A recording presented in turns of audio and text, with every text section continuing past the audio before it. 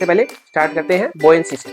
तो देखिए बॉयंसी एक तरीके की प्रोसेस है और बॉयंट क्या है, एक तरीके का फोर्स है। पर अपवर्ड डायरेक्शन में जो फोर्स अप्लाई होगा वो फोर्स क्या होगा, अप थ्रस्ट। तो इस पर जो अपवर्ड डायरेक्शन में फोर्स अप्लाई हो रहा है वो फोर्स क्या है, अप थ्रस्ट। इस ऑब्जेक्ट को जैसे हमने क्या करा, फ्लूइड के अंदर डाला, तो ये सेंटर ऑफ मास का जो कंसेप्ट है, ये 11th क्लास में एक चैप्टर है रोटेशनल मोशन, वहाँ पे सेंटर ऑफ मास का कंसेप्ट आता है। लेकिन जैसे इस बुक का देखो, ये जो हमने से फिंगर क्या कर रखी है, फिंगर पे इस बुक को खड़ा कर रखा है, तो उस कंडीशन में जो यहाँ पे पॉइंट आ रहा है सेंटर में, वो क्या होगा, वो भी इसका क्या होगा, सेंटर ऑफ मास होगा। यानी डिजाइनिंग शिप एंड सबमरीन।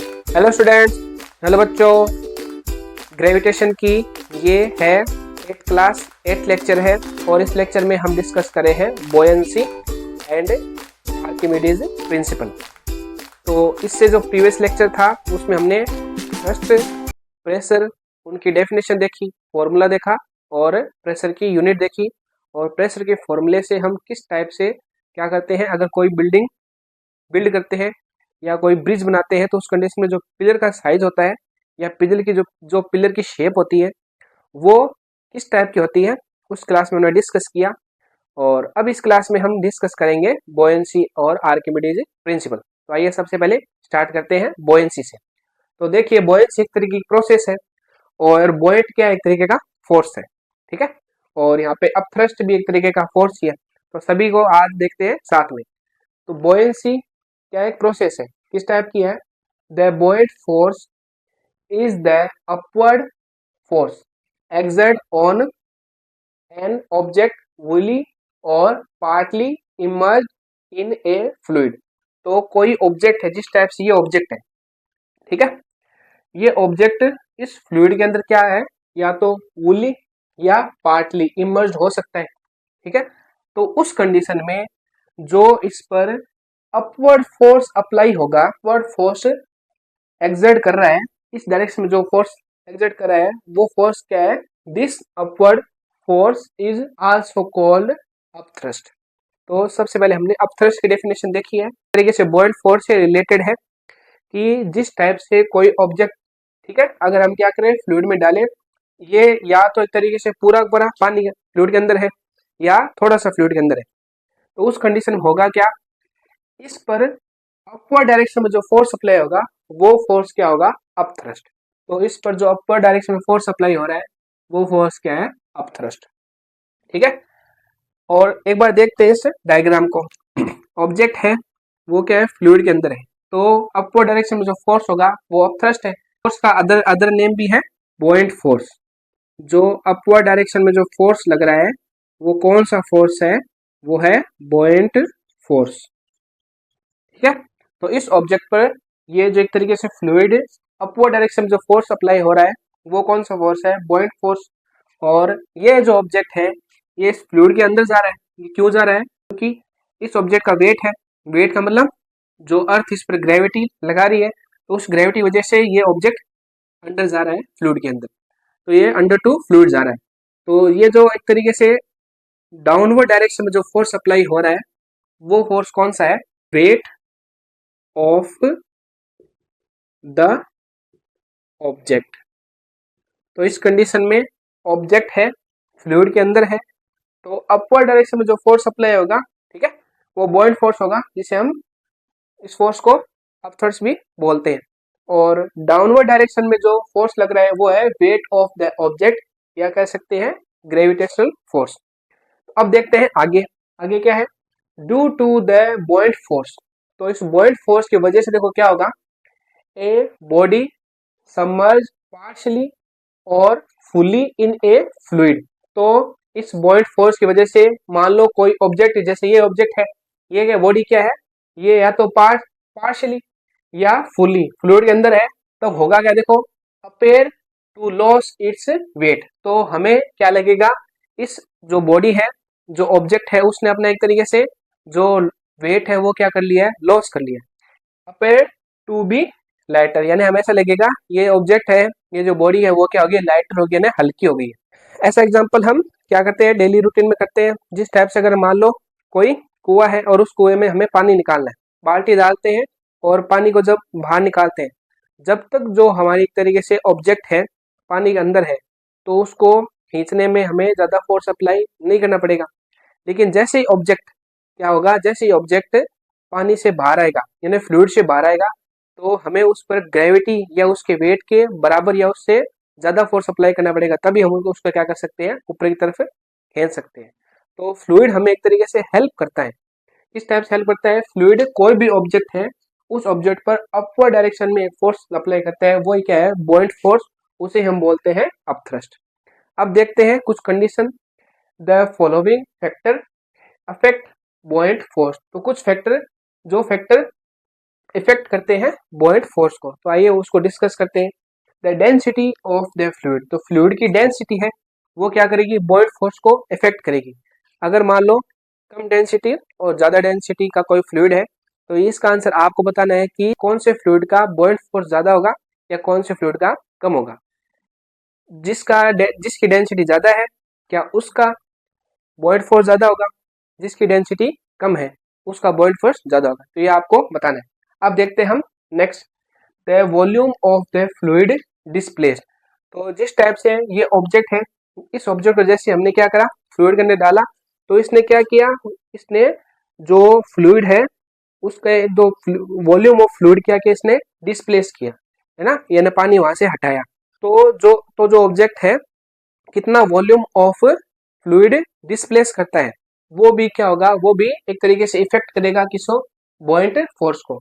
तो लास्ट क्या है? The local acceleration due to gravity. जो अर्थ की ग्रेविटी है लोकल, वो भी क्या होगी, वो भी इफेक्ट करती है किसे? बॉइंट फोर्स को। तो अर्थ की ग्रेविटी अलग अलग प्लेस पे क्या होती है? अलग अलग होती है। इस टाइप से अगर हम इक्वेटर पर खड़े हैं, तो इक्वेटर पर ग्रेविटी वैल्यू कम है, लेकिन हम क्या करेंगे, पोल की तरफ जाएंगे अर्थ के, तो ग्रेविटी वैल्यू चेंज जाएगी।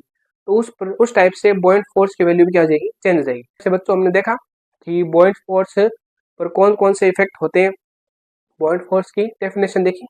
अब हम देखते हैं आर्किमिडीज प्रिंसिपल। हमारा फर्स्ट टॉपिक था बुओयंसी। वो हमें ये बताता है कि कोई फ्लूइड किसी ऑब्जेक्ट पर अपवर्ड डायरेक्शन में जो फोर्स अप्लाई कर रहा है वो होता है बॉइंट फोर्स।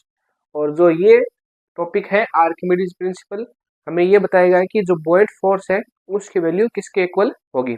तो देखते हैं आर्किमिडीज प्रिंसिपल। तो देखिए प्रिंसिपल क्या है, द अपथ्रस्ट बॉइंट फोर्स। तो ये किसको बताएगा? ये अपथ्रस्ट बॉइंट फोर्स को बताएगा। The upthrust buoyant force that is exert on a body immersed in the fluid whether partially or full submerged is equal to। तो इस टाइप से अपवर्ड बॉइंट फोर्स है वो किसी ऑब्जेक्ट पे लगता है जब ऑब्जेक्ट को क्या करें हम, ऑब्जेक्ट को हम करें इमर्स्ड इन द फ्लूइड, और या तो वो क्या करे, ऑब्जेक्ट पार्शियली क्या करे, फुल्ली सबमर्ज हो फ्लूइड के अंदर।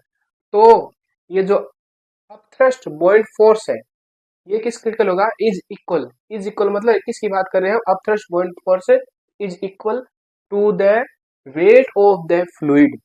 एक तरीके से जो फ्लूइड है उसके वेट के इक्वल होगा। और वो कौन सा फ्लूइड होगा? That the body displace. तो जैसे हमने मान लो ये फ्लूइड है, इस फ्लूइड के अंदर जैसे हमने ऑब्जेक्ट को डाला, जैसे ही ऑब्जेक्ट को हम पानी में डालेंगे तो ऑब्जेक्ट क्या करेगा, अपनी जगह बनाएगा। और अब जगह बनाने के लिए ये क्या करेगा, फ्लूइड को क्या करेगा, डिस्प्लेस करेगा। तो जो डिस्प्लेस फ्लूइड है उसका wait of the fluid that the body displace. तो बॉडी जिस वेट ऑफ फ्लूइड को क्या करती है, डिस्प्लेस करती है, तो वो फ्लूइड का वेट किसके इक्वल होगा? अपथ्रस्ट बॉइंट फोर्स के इक्वल होगा। तो बॉइंट फोर्स जो ऊपर की डायरेक्शन में लग रहा है वो किसके इक्वल होगा? वो जो ऑब्जेक्ट जितना वेट ऑफ फ्लूइड को डिस्प्लेस करेगा उस वेट ऑफ फ्लूइड की वैल्यू इज इक्वल टू होगी बॉइंट अपथ्रस्ट फोर्स के। ठीक है, अब हम देखते हैं आगे। और इसकी देखो डायरेक्शन क्या होगी, and act in the upward direction. तो जो एक तरीके से अपथ्रस्ट बॉइंट फोर्स की डायरेक्शन क्या होगी, अपवर्ड डायरेक्शन होगी। ठीक है, at the centre of mass of the displaced fluid. तो ये सेंटर ऑफ मास का जो कंसेप्ट है, ये 11th क्लास में एक चैप्टर है रोटेशनल मोशन, वहां पे सेंटर ऑफ मास का कंसेप्ट आता है। लेकिन एक बार के लिए हम यहाँ पे इसे समझते हैं। सेंटर ऑफ मास को हम इस तरीके से समझ सकते हैं, कोई भी ऑब्जेक्ट है, हम ये मानते हैं कि उस ऑब्जेक्ट का जो पूरा मास है वो एक पॉइंट पर क्या होता है, एक तरीके से मर्ज होता है, और वो पॉइंट ही क्या होगा, सेंटर ऑफ मास होगा। तो जैसे इस बुक का देखो, ये जो हमने इसे फिंगर क्या कर रखी है, फिंगर पर इस बुक को खड़ा कर रखा है, तो उस कंडीशन में जो यहाँ पे पॉइंट आ रहा है सेंटर में, वो क्या होगा, वो ही इसका क्या होगा, सेंटर ऑफ मास होगा। यानी मतलब कि कोई ऑब्जेक्ट का ऐसा पॉइंट जिस पर हम क्या कर मान सकते हैं, हम ये मान सकते हैं कि उस ऑब्जेक्ट का पूरा मास उस पॉइंट पर क्या हो, सेंटर हो। तो उस पॉइंट पर क्या हो, एक तरीके से मर्ज्ड हो, या उस पॉइंट पर हम मान सकते हैं कि पूरा जो मास है उस पॉइंट पर आ जाता है, तो वही क्या होगा, सेंटर ऑफ मास। तो इस टाइप से तो act in the upward direction at the centre of mass of the displaced fluid. तो जैसे ही ऑब्जेक्ट क्या है, फ्लूइड के अंदर आया, तो इसने क्या किया, फ्लूइड डिस्प्लेस होगा और बुओयंट फोर्स की डायरेक्शन क्या होगी, अपवर्ड डायरेक्शन में होगी। ठीक है, और एक तरीके से ये क्या होगा, at the centre of mass of the displaced fluid. तो एक तरीके से जितना फ्लूइड क्या होगा, डिस्प्लेस होगा, उसका सेंटर ऑफ मास के अपवर्ड डायरेक्शन में जो हमारा जो बुओयंट अपथ्रस्ट फोर्स है वो उसकी डायरेक्शन होगी। वापिस से देखते हैं अपथ्रस्ट बुओयंट फोर्स क्या है। अपथ्रस्ट बुओयंट फोर्स की वैल्यू किसके इक्वल होगी, जैसे ही ऑब्जेक्ट को हम फ्लूइड के अंदर डालेंगे तो जो ऑब्जेक्ट क्या करेगा, अपनी जगह बनाने के लिए क्या करेगा, फ्लूइड को डिस्प्लेस करेगा। तो जितने वेट का फ्लूइड डिस्प्लेस हुआ है वही क्या होगा, हमारा अपथ्रस्ट बुओयंट फोर्स होगा। यानी मतलब thrust buoyant force is equal to displaced weight of fluid. अब इसकी डायरेक्शन क्या होगी, इसकी डायरेक्शन होगी अपवर्ड डायरेक्शन में, और एक तरीके से centre of mass of the displaced fluid. तो जो फ्लूइड डिस्प्लेस हुआ है उसके सेंटर ऑफ मास के अपवर्ड डायरेक्शन में क्या होगी, इस अपथ्रस्ट बुओयंट फोर्स की डायरेक्शन होगी। अब देखते हैं हम एप्लीकेशन ऑफ आर्किमिडीज प्रिंसिपल। तो ये जो प्रिंसिपल है, ये इसकी क्या क्या एप्लीकेशन है। फर्स्ट एप्लीकेशन क्या है, डिजाइनिंग शिप्स एंड सबमरीन। तो जो सबमरीन होती है और जो शिप होती है उनको डिजाइनिंग करने के लिए हमें आर्किमिडीज प्रिंसिपल हेल्प करता है। सेकंड क्या है, design a hydrometer which is use to measure the density of different liquid. Hydrometer है वो हमें क्या मेजर करता है, ये हमें मेजर करके बताता है। या हाइड्रोमीटर का क्या यूज है, use to measure the density of different fluid. तो ये हाइड्रोमीटर हमें डिफरेंट फ्लूइड की क्या बताता है, डेंसिटी मेजर करके बताता है। ठीक है, और लास्ट इसकी एप्लीकेशन क्या है, हॉट एयर बलून। तो आर्किमिडीज प्रिंसिपल का जो लास्ट एप्लीकेशन है वो है हॉट एयर। तो हमने यहाँ पे 3 एप्लीकेशन डिस्कस की है आर्किमिडीज प्रिंसिपल की। अब 3 से ज्यादा भी एप्लीकेशन है वो आपको बतानी है, कि आप बताइए कि कितने एप्लीकेशन और आप बता सकते हो। तो इस तरीके से बच्चों हमने बोयेंसी फोर्स, बोयेंसी जो प्रोसेस है एक तरीके से बुओयंट फोर्स की प्रोसेस है, तो एक तरीके से हमने तो 2 टॉपिक डिस्कस किए, एक तो बोयेंसी, दूसरा आर्किमिडीज प्रिंसिपल। बोयेंसी हमें ये बताता है कि जो फ्लूइड है किसी ऑब्जेक्ट पर क्या करेगा, अपवर्ड डायरेक्शन में एक फोर्स अप्लाई करेगा, वो होता है बुओयंट फोर्स। और जो आर्किमिडीज प्रिंसिपल है वो हमें ये बताता है कि जो अपवर्ड डायरेक्शन में जो फोर्स अप्लाई हो रहा है, अपथ्रस्ट बुओयंट फोर्स, इसकी वैल्यू किसके इक्वल होगी, उसकी वैल्यू क्या होगी, डिस्प्लेस वेट ऑफ फ्लूइड के इक्वल होगी। ऐसे ही तो इस तरीके से अब हम मिलेंगे नेक्स्ट वीडियो में।